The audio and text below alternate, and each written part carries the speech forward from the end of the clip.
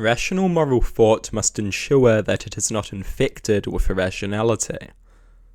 Irrationality that devours any semblance of reason from the inside, while leaving an appearance of irrationality as nothing but a facade. A beautiful mask to disguise the grotesque reality that cowers behind it. A moral system is a coherent, structured approach to moral designation. Intuitive moral preferences are a rationality-devoid and often incoherent emotional form of moral designation. So much of moral thought is merely people looking for the consistent moral system which most nicely aligns with their intuitive moral preferences. They simply want to create consistency between irrational intuitive preferences and a more respectable, coherent moral system. They want to consolidate their intuitive preferences with a moral system. Most often they will do this with as little alteration to their preferences as possible. They will gravitate towards or create the moral system which most nicely aligns with their preferences, in an attempt to give those preferences previously absent respectability. The moral system is merely a facade to give further credibility to intuitive preferences. Hypotheticals are immensely valuable. Much of the use of moral hypotheticals, however, seems to be nothing more than an attempt to point out an inconsistency between one's moral system and one's intuitive preferences. Typically, this leads to the adjustment of one's moral system so that it can be consistent with the intuitive preference, the irrational moral sense. Sometimes hypotheticals feel like nothing more than tools for exposing inconsistency between one's intuitive preferences and moral system.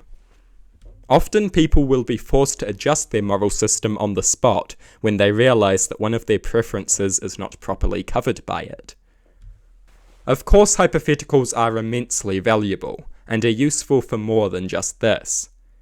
But this does seem to be one of their most common uses. The use of moral systems merely as facades molded to give respectability to intuitive preferences is troublesome.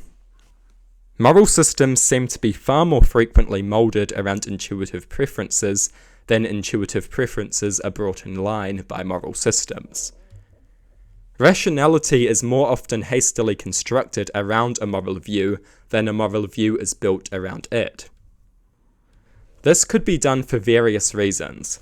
Perhaps to make preferences look respectable, or to comfort those who hold them. Moral systems are used like fortifications. They are built around weak preferences to strengthen them and make them look more rational and coherent than they really are. I do not believe that this is true of all moral systems. I do not believe that this is true of all attempts at rational morality. Just because it is true of a great many does not mean that it is inevitable or true of all. I think that truly rational approaches to morality can be created. I think that truly rational approaches to morality should be created. But in order to achieve such things, we must always keep in mind the irrationalities within. The irrationalities that seek to trick us into wandering from the path that leads to such a desirable approach. Preferences are sometimes abandoned, sometimes en masse, by those who prioritize not only moral systems, but a rational approach to morality over intuitionism, dogma, and irrational idiocy. I don't think matters of morality are entirely dominated by intuition and irrationality. And they don't have to be, but they very often are. Rationality does have a serious role, and it should have a total role. Intuition and irrationality have a lot of power, far more than they should. But rationality is a serious force. In fact, it is the ultimate force when it comes to moral consideration. Be wary of those who use moral systems simply as fortifications that they build around their intuitive preferences to give them undeserved respectability.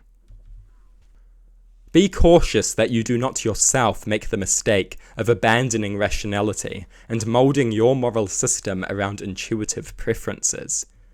It is an easy mistake to make. We must remain vigilant that we do not make it. Those who make it have discarded rationality. They have discarded the most important tool for the construction of a rational moral system. They have made a terrible mistake. They must reclaim that tool, or languish in irrationality and idiocy, for time immemorial. Rationality should be at the heart of our moral consideration. Rationality should be the foundation of our moral system. Irrationality, intuition, and dogma must never become the masters of rationality.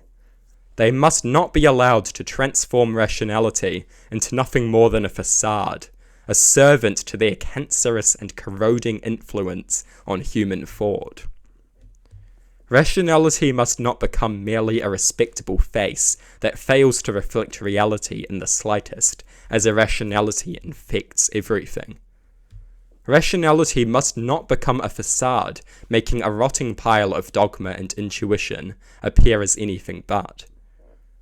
We must embrace strictly rational approaches to morality. We must accept that our intuitive preferences are worthless and that many of them will die. We must crush irrationality, intuitionism, and dogmatism. Have a rational approach to morality. Put rationality first and abandon dogma, intuitionism, and irrationality.